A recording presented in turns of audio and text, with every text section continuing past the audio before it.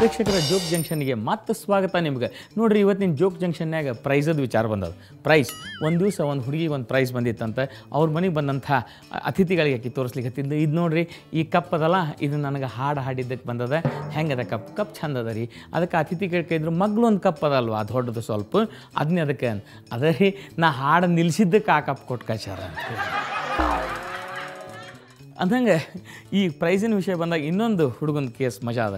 ಆ ಹುಡುಗ ಬಂದು ಅವ್ರ ಮನೆ ಮಗ್ಳು ಅಂಕಲ್ಗೆ ಹೇಳ್ದ, ಅಂಕಲ್ ನೋಡ್ರಿ, ನಾನು ಇವತ್ತು ಫ್ಯಾನ್ಸಿ ಡ್ರೆಸ್ಸಿಗೆ ಹೋಗಿದ್ದೆ, ನಂಗೆ ಸೆಕೆಂಡ್ ಪ್ರೈಸ್ ಬಂತು.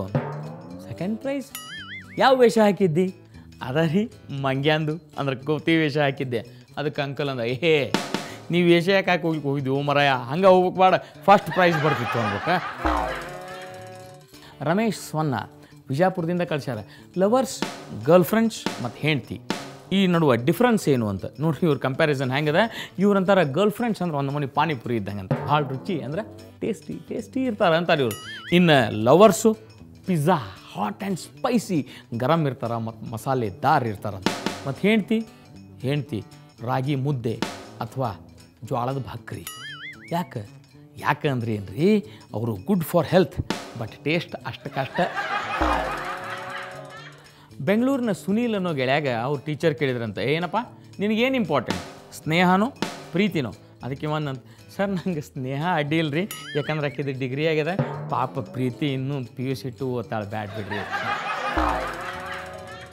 ಪಾರ್ಕ್ನಾಗ ಒಂದು ಹುಡುಗಿ ಇಬ್ಬರು ಕೂತಿದ್ರಂತೆ. ಹುಡುಗ ಆವೇಗಕ್ಕೆ ಒಳಗಾದ, ಪ್ರೀತಿ ಜಾಸ್ತಿ ಆಯ್ತು, ಸಾವಕಾಶ ಒಂದು ಮುತ್ತು ಕೊಟ್ಟ.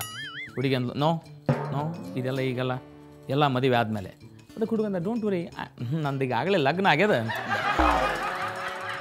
ಪ್ರೇಕ್ಷಕರ ಇಂಥ ಜೋಕ್ಗಳು ನಿಮ್ಮ ಕಡೆನೂ ಇದ್ರೆ ದಯವಿಟ್ಟು ನಮಗೆ ಕಳಿಸ್ರಿ. ನನ್ನ ನಂಬರ್ ನೀವು ಬರ್ಕೋರಿ, 99 ಪೂಜಿ 98 ಪೂಜಿ 99. ಪ್ರೇಕ್ಷಕರ ಮಸ್ತ್ ಮನುಷ್ಯ ಬರೋ ಟೈಮ್ ಅದ ರೀ, ಅದಕ್ಕಿಂತ ಒಂದು ಸಣ್ಣ ಬ್ರೇಕ್ ತೊಗೊಳ್ಳೋಣ. ಎಲ್ಲಿ ಹೋಗಬೇಡ್ರಿ, ಮಸ್ತ್ ಮನುಷ್ಯ ಬರ್ತಾನೆ, ಅವನ ಕಡೆ ಜೋಕ್ ಕೇಳೋಣ. ನಾನು ಚಂದ ಜೋಕ್ ಹೇಳ್ತೀನಿ.